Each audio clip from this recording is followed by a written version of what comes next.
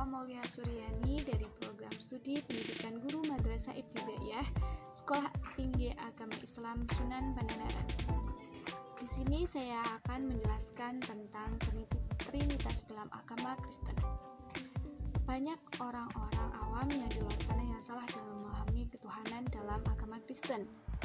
Bahkan orang-orang atau umat Kristen pun masih bingung dalam memahami ketuhanan dalam agama Kristen. Nah, di sini saya akan menjelaskan secara singkat apa itu yang dimaksud dengan Trinitas dan seperti apa Trinitas itu dalam agama Kristen. Trinitas adalah doktrin utama dari kekristenan yang resmi disepakati oleh Bapak Gereja. Bapak Gereja di sini yang dimaksud adalah orang-orang yang menjadi teolog-teolog atau pujangga-pujangga dalam agama Kristen. Nah, mereka ini dijadikan sebagai peletak landasan intelektual dan doktrinital kekristenan.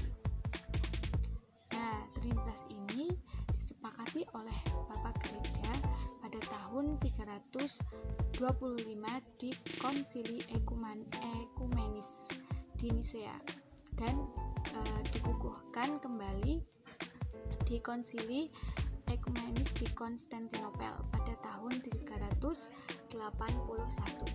Sebenarnya doktrin Trinitas ini sudah ada sejak awal berdirinya gereja Kristen.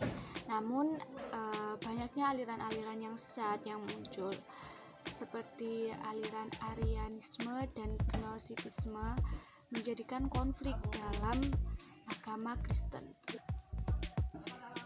Arianisme analah doktrin kristologi yang berpendirian bahwa Yesus Kristus adalah putra Allah yang diperanakan Allah Bapa.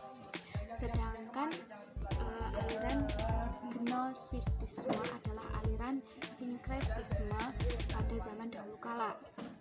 Gerakan ini mencampurkan berbagai macam ajaran agama yang biasanya mengajarkan bahwa manusia adalah jiwa yang diciptakan dan terperangkap di dalam alam semesta yang diciptakan oleh Tuhan yang tidak sempurna. Nah, Gnosticisme ini adalah agama dualistik yang dipengaruhi dan mengaruhi filosof Yunani, Yudaisme, dan kekristenan. Dalam hal ini, Yesus Kristus dipandang oleh sebagian sekte Gnostis sebagai perwujudan dari makhluk ilahi yang menjadikan manusia untuk membawa Gnostisme ini ke bumi semesta ini. Sebelum Trinitas disebutkan secara literal sebagai doktrin Trinitas dalam agama Kristen, para bapak gereja seperti Paus Clemens, Justinus dari Antioquia dan Ignatius si Martir sudah menyebutkan dalam nama Allah. Sebelum Trinitas disebutkan secara literal sebagai doktrin Trinitas dalam agama Kristen, para bapak gereja seperti Paus Clemens, Justinus dari Antioquia dan Ignatius yang biasa disebut sebagai si Martir sudah menyebutkan dalam nama Allah Bapa, Putra Yesus, dan Roh Kudus dalam setiap tulisan dan perkataan. Jadi Trinitas ini adalah seperti Tuhannya dalam agama Kristen. Nah, Trinitas ini terdiri dari 3 komponen, yaitu Allah Bapa, Putra Yesus, dan Roh Kudus yang menjadi satu yang disebut sebagai Tritunggal atau bisa disebut 3 dalam 1. Seperti halnya wajan kopi terdiri dari 3 komponen, yaitu gula, kopi, dan air. Jikalau ada salah satu dari 3 tersebut yang tidak ada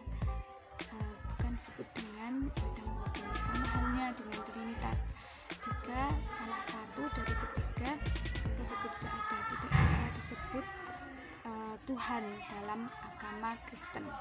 Tritunggal atau Trinitas ini yang kemudian menjadi doktrin utama dalam agama Kristen. Jadi melihat dari ulasan tadi, agama Kristen itu tidak memiliki 3 Tuhan, tetapi memiliki 1 Tuhan.